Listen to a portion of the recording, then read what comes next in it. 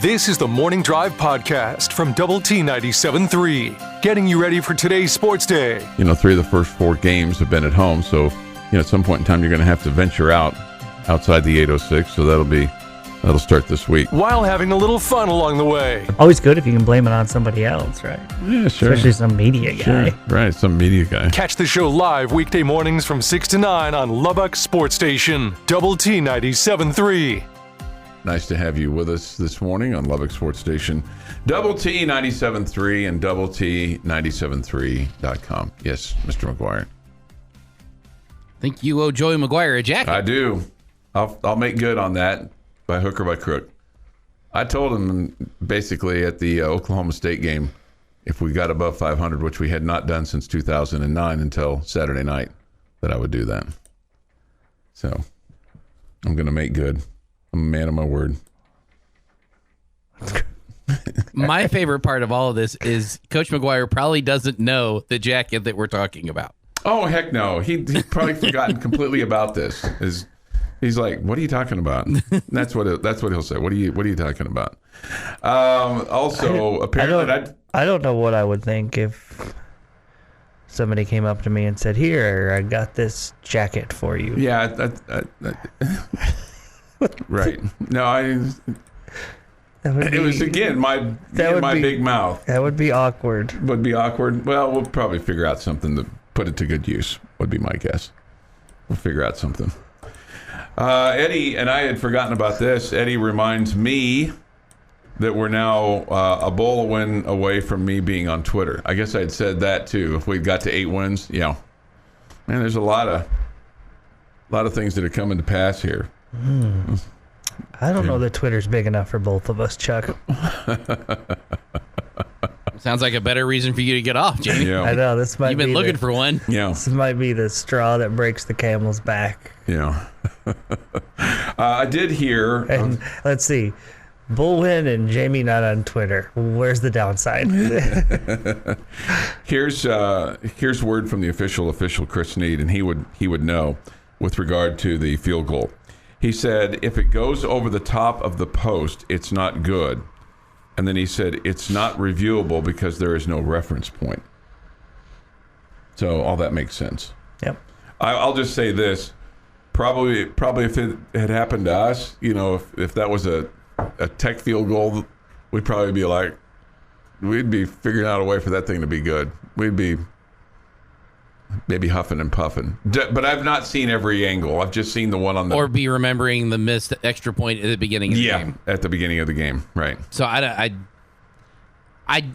trust Trey Wolf. I do. Mm-hmm. He missed that first kick, and then I was nervous about every kick from the rest of the game. Yeah. I do want to ask you this question. Were you surprised at the end of regulation when it's 4th and short, given the number of times that we have gone for it on 4th down this year, that with 3 timeouts remaining, that they did not go for it on 4th down there and try to pick up the first down, because it sure seemed like a more than makeable first down based on how things were going. Obviously a huge gamble. Obviously a massive risk. You've had struggles with some of those 4th downs in recent games. I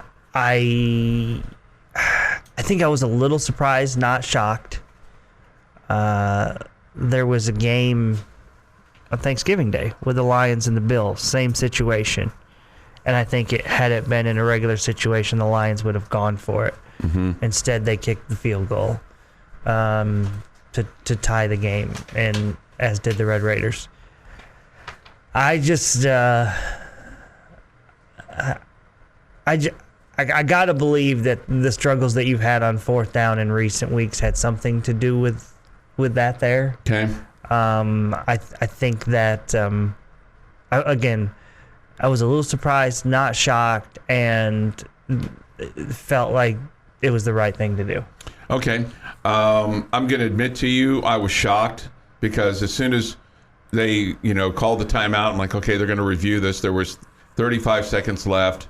Just certainly felt like that, a 42-yard field goal. I mean, we've not had, there have been times we've missed some 42-yard field goals. Sure. And and the missed extra point wasn't necessarily in my head. It was more the missed field goals that were in my head. So after the game, Coach McGuire was asked about going for the field goal, kicking the field goal instead of going for it there at the end of regulation. I've always been one of those guys. I never want to take away a great opportunity to go into overtime. We felt good about the kick. The yard line was at the 33 is where we felt the best about the kick. We were past the 33, and so, I mean, we really felt like that we got the first down, but we marked it short, and they marked it short, and so right there we were going to take it into overtime. We feel good about Wolf going out there and making that kick, and so it was one of the deals of I don't want to take that away from those guys not having the opportunity to win it in overtime. I did too. I felt like that they got short on the mark there, and like I said, I was shocked they didn't go for it there. Given kind of some of your struggles in field goals with the K-State game, the Oklahoma State game, K-State game specifically, where it felt like a missed field goal was the momentum turner, but. Yeah, but what about your struggles on picking up fourth down? No. You forgot about all those? No, I just felt like 4th and short was different than 4th and 2 or 4th and 3 or. Yeah, you have that much confidence in our offensive line? Well, I did on Saturday. I mean, I felt like they did a good job on Saturday. I felt like that, particularly more in the second half than in the first quarter. I felt like that Shough got protection and was almost able to move it at will at times.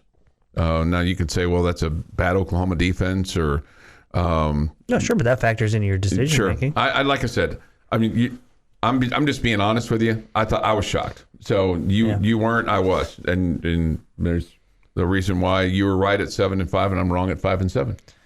Yeah, I don't know. I just think in that situation you can't be messing around. And you're right. 42 yarder is not a chip shot. It's not a gimme. It was not a gimme. Yeah. And that's kind of what I was concerned about. Was that if it had been maybe it had been a bad wind day, or if you were kicking into the wind, you would have thought differently. It was blowing just a little bit. I mean, it was blowing a little bit down there. I mean, but you're going into the south end zone. And the other thing is, and he had talked about this. Even before Saturday night, about since mid-season that they had been on the field in the stadium kicking field goals more than they had been at the start of the year, and that they had been throwing a lot of chaos at Wolf and just trying to create situations where, stressful situations for him. And so maybe that's why they felt so good about it, because they had been down in the stadium practicing so much on their field goals since about the midway point of the year. Yeah. Maybe. So that gave him a lot more confidence. Your morning dose of coffee and sports.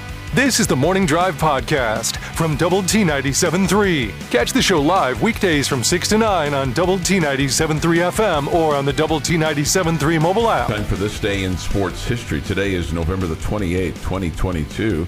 Here is Jeff McGuire. 1929. Chicago's fullback Ernie Nevers sets an NFL record for the most points scored in a single game, with all 40 points in the Cardinals' 40-6 rout of the Bears. Nevers has an NFL record 6 touchdowns and 4 extra points. Wow. So there was an Evers in baseball and a Nevers in football. Yes. 1938, the 4th Heisman Trophy is awarded to Texas Christian quarterback Davey O'Brien. Okay. 1957, Milwaukee Braves future Hall of Fame pitcher Warren Spahn wins the Cy Young Award. 1969, Ted Sizemore becomes the 7th Dodger to win the National League Rookie of the Year. They've had an awful lot of those. I didn't realize that Ted Sizemore played for the Dodgers. I remember him as a Brewer. I 1972. don't remember the name at all. Speaking of the Dodgers, they trade Frank Robinson to the California Angels. 1974, Yankees owner George Steinbrenner is suspended by Major League Baseball for 2 years because of his federal conviction for illegal contributions to political campaigns. Yeah, he contributed extra to Nixon's campaign. 1978, Reds fire manager Sparky Anderson after 9 years. Just goes to show that even a Hall of Fame manager can be fired. Mm-hmm. And he was a Hall of Fame manager in 2 leagues, basically. 1999, in an All-American final, Pete Sampras beats Andre Agassi 6-1, 7-5, 6-4 to win his 5th and final ATP Tour World Championship tennis title in Hannover, Germany. That'd be cool to have 2 Americans on top of tennis now. Not going to lie, this is one of my favorites, but it's not something I make very often because it's not exactly clean. It's National French Toast Day. Clean mean like healthy clean? No, I make a mess when I make French toast. When you factor in making the thing you dip the bread in, right, and then getting it over to the pan, and the syrup you put on it, it just makes a mess. Okay, that's fair. French toast or pancake? It's French toast in this one. But I know. Would I rather have French toast? I'd rather have French toast than pancakes. Yeah, I'd rather have a waffle than pancakes. I'll take French toast over all the above. I like pancakes. I think most people would say pancakes. But I like a good piece of French toast. It's been a long time since I had French toast. It's so funny when you said clean. I thought you were talking about eating clean as opposed to cooking clean. That's funny. It's a very tasty mess, but a mess. I thought he was lacing it with something. Powdered sugar?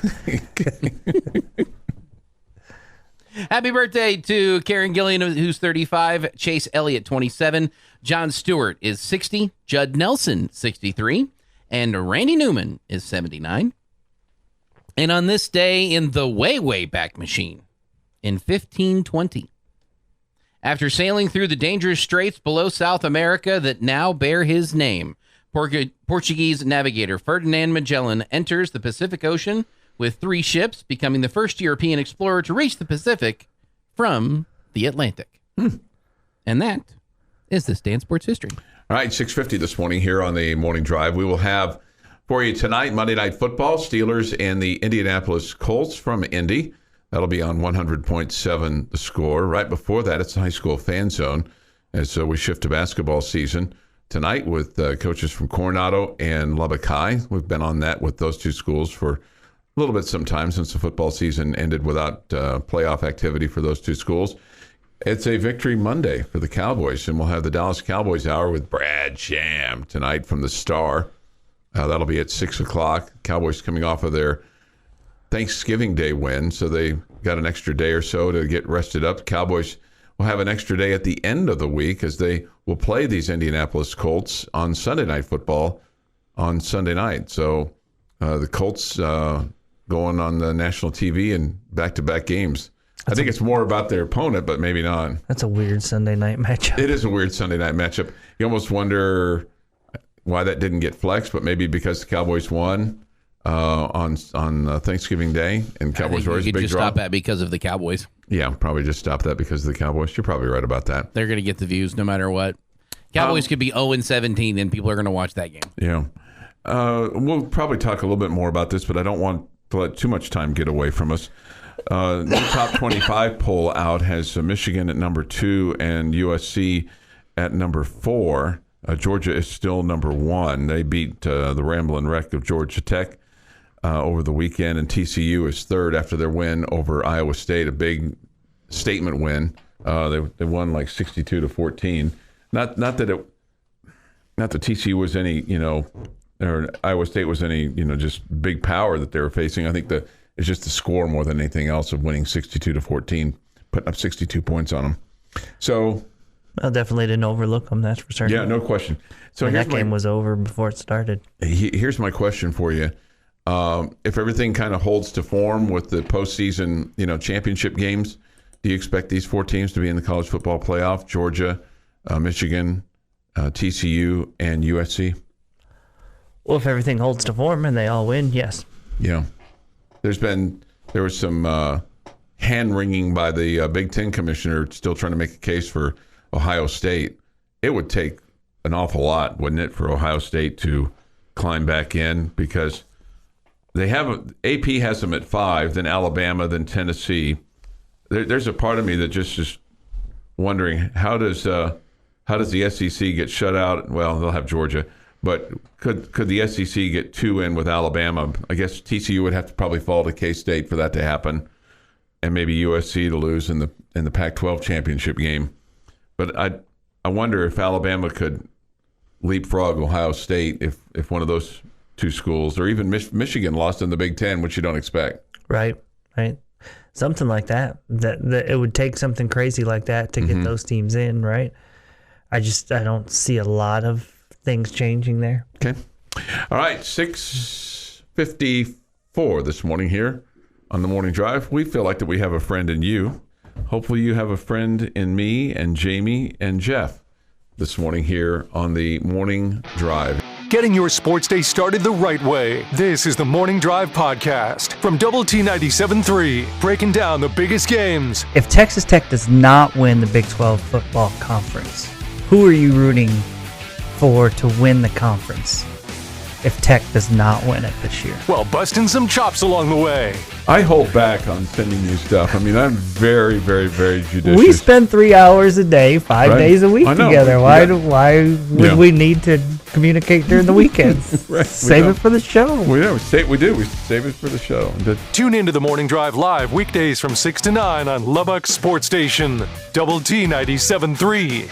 Great to have you with us this morning on Lubbock Sports Station, Double T 97.3 and Double T 97.3.com. We will have the Cowboy Hour for you tonight. It's a Victory Monday for the Cowboys, even though it was last Thursday when they last won. I'm sure that they'll still make it a Victory Monday.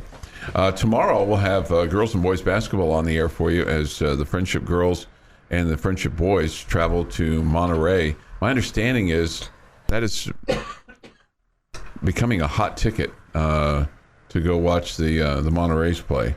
So hopefully the Friendship folks can get a ducat to go inside the new box, which is probably, I don't know how many years old it is, but it's got to be approaching 20. Okay. The new box. The new box. Yeah, the old box, when they called it the box, I mean, it was truly a box. The old gym at Monterey High School. Go ahead. I don't believe I've been in it yet, so I'll get my first taste of it tomorrow. Okay. It's to say the word new box, you would have had to have been in the old box to get a true appreciation of it, because it was the new box is just, I mean, it looks like a high school gym. Okay. The old box was, I mean, it was like the size of this studio, and they put a basketball court in it. Yeesh. And I mean, you were like right on top of each other, the fans and the players and the coaches and everything along those lines. Well, let's hope they save some room for the Friendship folks. They packed the place at Cooper last week. Okay. Okay. So hopefully you've got your pass. Wednesday night, and I hope he hangs on, because there were some rumors about his demise last week. But Georgetown and Texas Tech will play on Wednesday night at United Supermarkets Arena, and Patrick Ewing is the coach at Georgetown. That's really I mean, aside from, I want to watch, the Tech team play, especially after, their Hawaii experience, in which they lost 2 of 3. I want to see how they bounce back from that.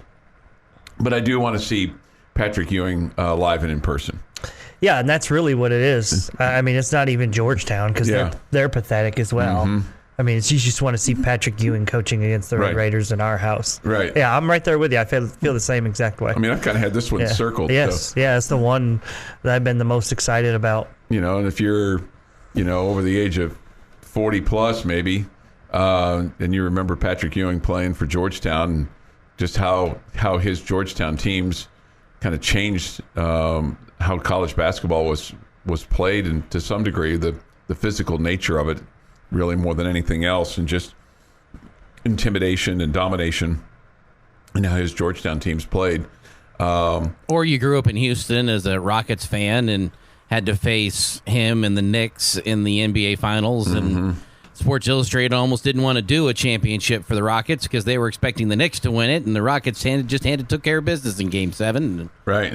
I got a little pill to swallow with that man as well. Okay. I would wish him nothing but the best in general, but It's kind of whiny. he can go suck an egg this week. Okay. Kind of whiny. Okay. Yeah. Lady Raiders will be in action on Thursday. They'll take on Alabama State. They come off a couple of wins in Vegas. That Vegas tournament's getting some really bad publicity for how things transpired. The ladies won over Mercer. As they should. On Saturday. Yeah, I mean, they first of all, playing in a ballroom is not uncommon. I mean, that's been done before in Vegas by men's and women's teams, and certainly in the Bahamas, that's taken place. But this particular case, man, there was a 50-minute delay when an Auburn player got hurt, and the reason for that is there was no EMT on site. So apparently the player is okay. She's been hospitalized, but no further report of her. But the report was that she was able to move her arms and legs. So when you say that, that you kind of understand the gravity of the situation. Oh, sure. You know, and apparently there were no bleachers in this particular ballroom, just folding chairs. Man, the pictures that you told me that heading into it that you didn't think it was like any kind of bleachers. It was just they were going to set up some chairs. Yeah. And it looked like there was a good 15, 20 of them set up. I mean, is that what the Lady Raiders were expecting when they signed up for this? I don't know. Because there's some talk that, they were promised, a different look and a different feel and all that. Yeah. I haven't talked with anybody about that since that'd be they interesting to find out, because I think that was the case for some of the schools. They were showing one picture, this is what it's going to look like, and then it was nothing like that. I mean, because let's be honest, it's not as if you went there to face top-level competition. You played Middle Tennessee and Mercer. You could host those teams, and save yourself a ton of money than from traveling up there to play. Right.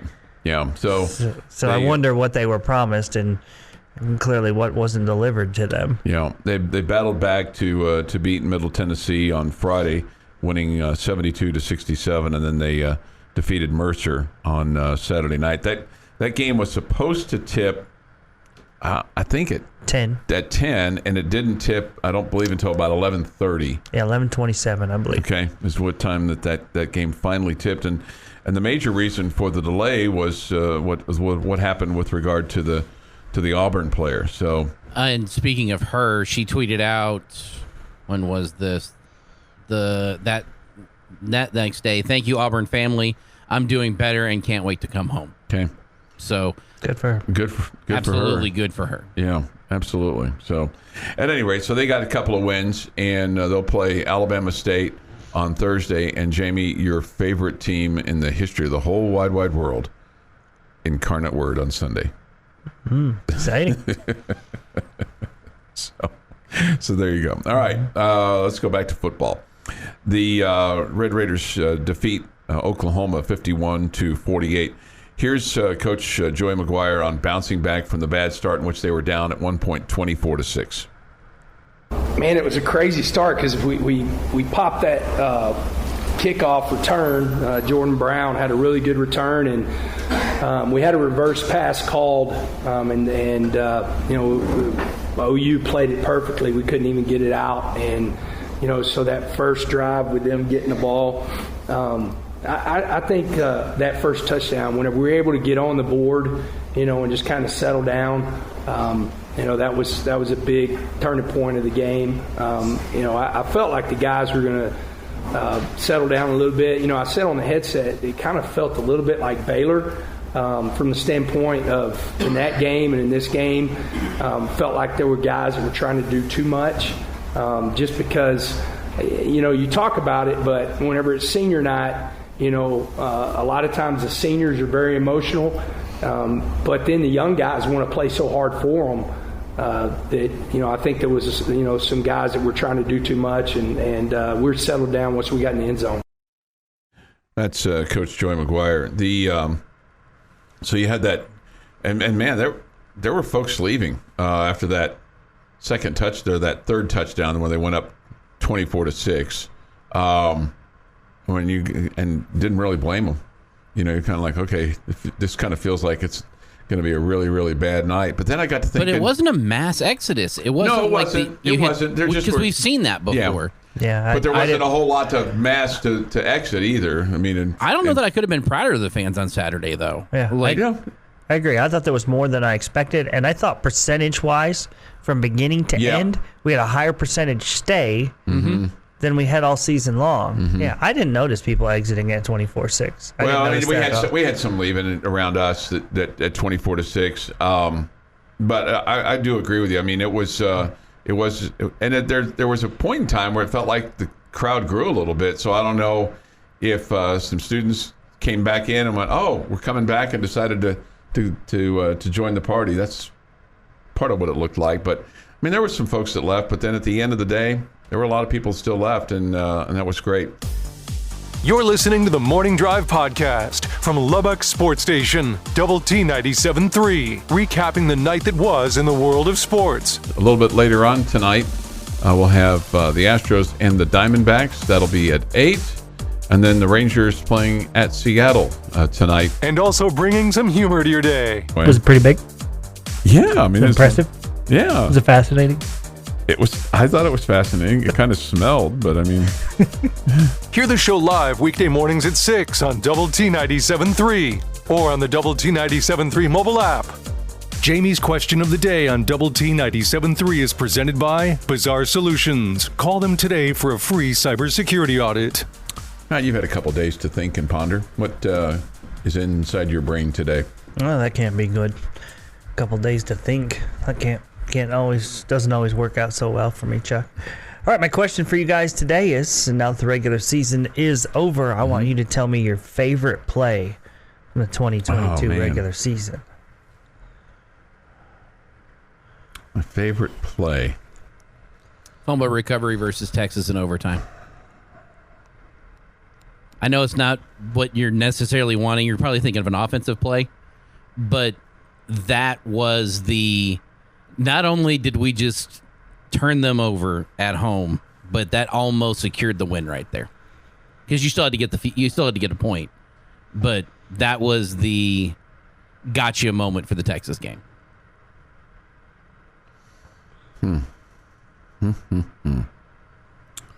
Man, I am. I'll go next if you want me to. Yeah, go ahead. I'll see. Jeff is more of a positive person than I am. Okay. I can't say that moment because I was still worried that something bad was going to happen. Okay? I'll be a prisoner of the moment. I mean, my favorite play, my favorite moment was, you kicked the ball through the uprights against Oklahoma on Saturday, and to sit back and go, holy cow, that was a great finish to the season, the way this team came back in this game. Just beat a team that we don't get to beat very often. And, wow, you went 7-5. And I know it's kind of sad that it wasn't lost on me over the weekend to think about us and Oklahoma State having the same record and how different we feel about it, right? Because Oklahoma State has been such a productive program over the last few years, and we've been a struggling program. That 7-5 feels like, man, we just hit the lottery. And for them, they're 7-5. They're like, man, this program has hit a lull. It just feels completely different. But 7-5 feels great to me. Beating Texas and Oklahoma, all the above. It just felt like that last kick was like, man, we did this. We beat OU, which is great, and then we also, we got to 7-5 this year, which most people did not think we would get. Many thought we weren't going to get to 6-6. Yeah. And so that's pretty impressive. So to me, it was the kick against Oklahoma to win that game. Okay. I'm not going to disagree with you on being a prisoner of the moment. And for me, just kind of being in the stands with my wife and enjoying that, but I would also say the West Virginia game, because our grandson was with us and son-in-law was with us for that game. I enjoyed that game. I know you're looking for a specific play, and Yes. I'm really kind of bad about being able to just immediately go back to a play. I might even say the kick to win against Houston, because I felt like that game was a turning point for me. You ran it in to win the game against Houston. Okay, then they won 33-30 in 2 overtimes. Donovan Smith ran it in. Okay, never mind. See, I told you I was bad at. That would be like the most exciting play to win a game compared to the 2 games that you won with field goals. Remember? Yeah. Remember, your boy wanted the ball first, and he kicked the field goal, and Donovan Smith ran it in for 6, and we didn't kick the extra point. We didn't kick the extra point, right? Okay. Yeah, that's why it's only a 33-30 game. Okay. Yeah. Like I said, I would tell you I love the Donovan Smith catch in the end zone on Saturday. I thought that was pretty cool. He scored one running and got one passing, or receiving. Yeah, man, his first touchdown. What a move he made in the backfield. Man. Right. That was impressive. Right. He looked dead to rights, and just a little jab fake, looked like a basketball player there. A little jab fake, like he was going left, and a little shimmy shake and off to the right, and man, he was in the end zone. I'm trying to think if there was a long pass play that just this season that just really jumped out at me. Cleveland had one. Yeah. But you didn't get any points out of it. You didn't get any points out of it, right? Yeah, he had more than one. He had Jerand Bradley had a catch for 44 yards in the ball game on Saturday. I'll go with you on the kick on Saturday.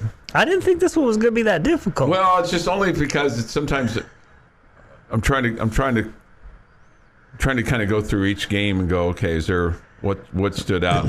What stood out to me where I just really felt like that was just a defining moment? It feels like the 3 answers have to be: you beat Texas, so it could have been one of 2 from the Texas game, right? The fumble recovery or the kick. All right. The Houston win, because that was exciting. Remember, you were down in that game. Yeah. And you win on a walk-off, so to speak, on the touchdown run from Donovan. And then something in the OU game. And there weren't like these massive offensive plays, it felt like, that did it, right? Yeah.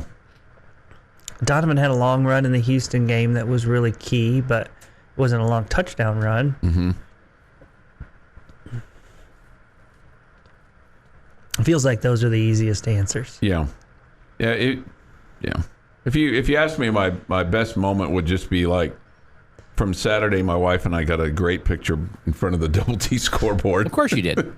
Well, we went over there before the game. I said we got a good picture, and then also seeing just how excited the young phenom was to see Patrick Mahomes in person, because he never got to see him play. Got to see him in person. I don't think he did. He might have, but anyway, but he didn't realize what he was seeing when he saw him. It's different now. I don't think anybody did. But I mean, it's different now for him at 9 versus him Except at the Chiefs, maybe 4 or 5. But just seeing him, how excited he was to see Patrick Mahomes there, even though he didn't play, he didn't see him throw a pass, but just to see him in the stadium, just to see how excited he was. I mean and to see how excited he's become about football and watching his teams play and all that kind of stuff. That's it for me. More than Chuck's favorite play is a player who has no eligibility throwing a pass during practice. No, he didn't. It's always the hoopla, not the game for Heinz. Yeah. Well, I mean, it's just it's part of who I am. I enjoyed watching him get really, really excited about seeing Patrick Mahomes, and I just thought that was really, really cool. And the fireworks that night were really good as well. Big plays and even bigger laughs. If they get 7 out of those 2 things, game over.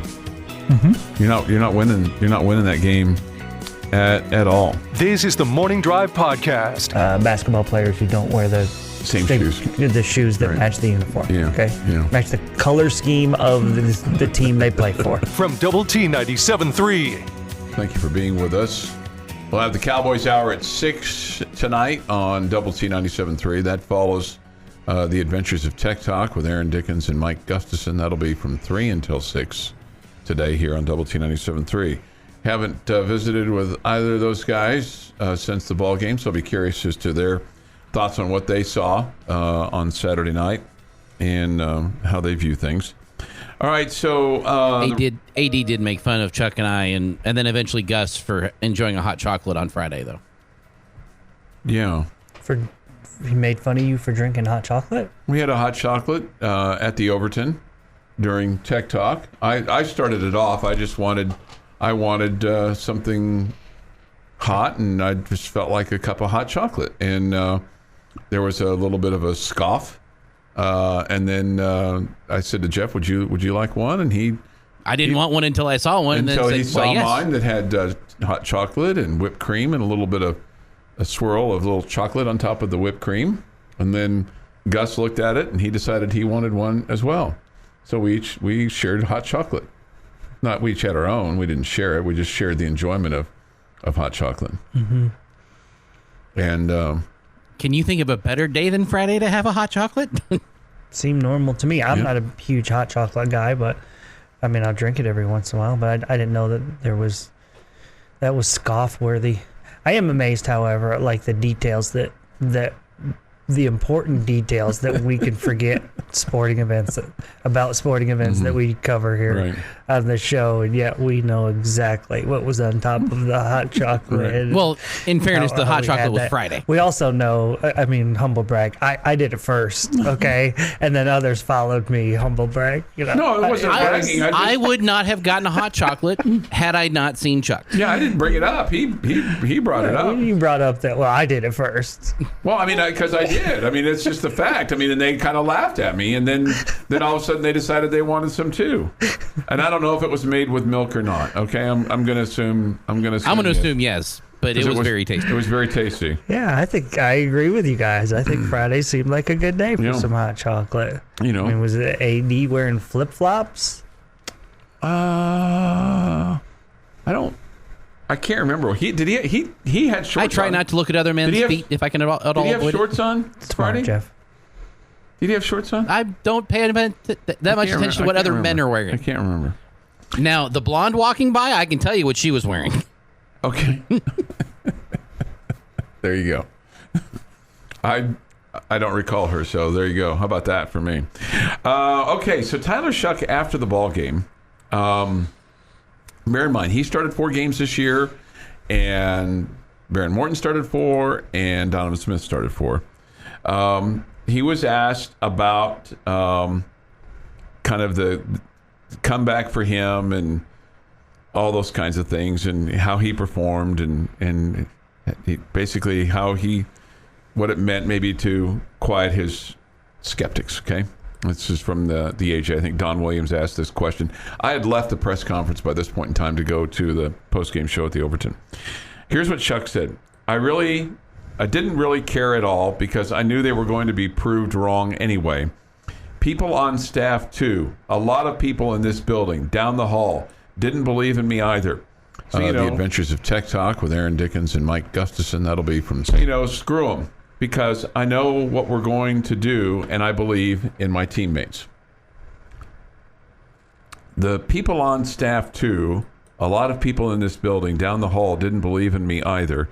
So, screw them, because I know what we're going to do, and I believe in my teammates. I mean, I could get if he wants to take a shot at the fans. He goes on to say this, especially how the fans and a lot of the media didn't really matter. Just because I knew I was going to get my opportunity, especially the way we were playing, I was going to have a chance. Whatever. What's next? I guess the thing that surprised me the most about that quote was the shot at the people in the building. Yeah, and how about especially the way we were playing, I knew we were going to get a chance. Like saying we were playing poorly, I knew they needed me. I knew I was going to get my chance. Yeah. That's a direct shot at the other quarterback. Mm-hmm. Yeah. Whether it's Baron Morton or Donovan Smith. Maybe more so at Morton than Smith. I don't know. Him saying to the critics as far as fans and media, him, saying screw him, I have no issue with whatsoever. None whatsoever. I probably would have a similar attitude if I was an athlete, a high-level athlete who was being criticized. People in the building, I don't know who he's referring to there. I don't know what he means by that, but that doesn't seem like the best thing to do, and I surely don't think it was the best thing to say. Especially the way we were playing, I knew I was going to get my chance. Like, we were playing poorly. I knew they needed me. Yeah. Okay, that's, to me, don't be criticizing Barron or Donovan and then acting like we have a tight quarterback room. Right. Okay? That's the first thing that went in my mind after you started talking about, like, so do we have a tight quarterback room, or do we have some? There's a fine line, right, between cocky and confident and too much and not enough, and you need an athlete to be super confident and believe in himself and all the above. I think we want everybody to be confident in who they are and what they can do and their skill set and all that. You also want them to think they're not bigger than the rest of the team. And there's a fine line there. There's definitely a fine line there, and I would tell you that I feel like on more than one occasion, Tyler Shough, not just in these comments, has definitely towed that line. Has definitely towed the line. That's just my opinion. Yeah. Okay? And again, you want a guy who's confident. You want a guy who believes in himself. You can be that without crossing that line and being critical of others. I mean, it's a relative softball question that he was asked, but I mean, I guess he used it as his chance. Clearly, the young man has a chip on his shoulder. Yeah, okay, absolutely. And you know what? I don't have a problem with it. Okay, I don't have a problem with it. But I mean, you can look at again. Just Donovan Smith, 4 starts, verse number 25 Houston. At number 16, NC State. Verse number 22, Texas. At number 25, Kansas State. Okay? What did I say all 4 times? Number something. Okay? All right, now let's move to Tyler Shough. Murray State. Okay? Kansas, Iowa State, Oklahoma. Look at the Big 12 standings. Oklahoma finishes, 7th, Kansas 8th, Iowa State 10th. Don't tell me there's not a difference. Yeah. Don't tell me it doesn't factor in. Okay? Yeah. I'm not saying that Tyler Shough hasn't been good. He has. Okay? But to act like it's apples to apples, it's just not legit. Okay? And Baron Morton in the middle there, what Baron was dealing with, starting against on the road at Oklahoma State, which is a completely different Oklahoma State team than we're seeing now. Right. Okay, he also started on the road at TCU in a game where it looked like if he stays in the game, you have a shot. We don't know if you're going to win or not. Okay, West Virginia blew him out of the water. Probably the most complete football game he played of the season, right? And Barron was terrific. Baylor, he was bad, no question. I mean, freshman was bad. No way to get around that. Okay. But so are the other 2 quarterbacks who came into the game too, by the way. Sure. They also threw picks in that game. Okay? Don't act like it's apples to apples when you compare what Tyler Shough did compared to what Donovan Smith did compared to what Baron Morton did. Sorry, it's different. Yeah. You can't. But that being said, Tyler has done a great job these last 3 weeks. There's no doubt. He did a good job. Okay? And so I'm not saying he's done poorly. His coach was highly complimentary of him, too. And I don't know if Tyler had walked into the room yet when Coach McGuire said what he said about how he had really done a good job in the game and had gotten him out of some plays and checked him into some plays, and that's exactly why he was named the quarterback when he was. But my guess is that definitely is factoring in, and I think Tyler does do a good job of that. Yeah. Anyway, I was just surprised at the comment towards the people in the building more than anything else. And I'm in agreement with Jamie on the quarterbacks and the situations and kind of taking the unveiled shot at his teammates. It seemed a bit unnecessary. You've been listening to the Morning Drive podcast from Double T 97.3. For more from Lubbock Sports Station, go to doublet973.com.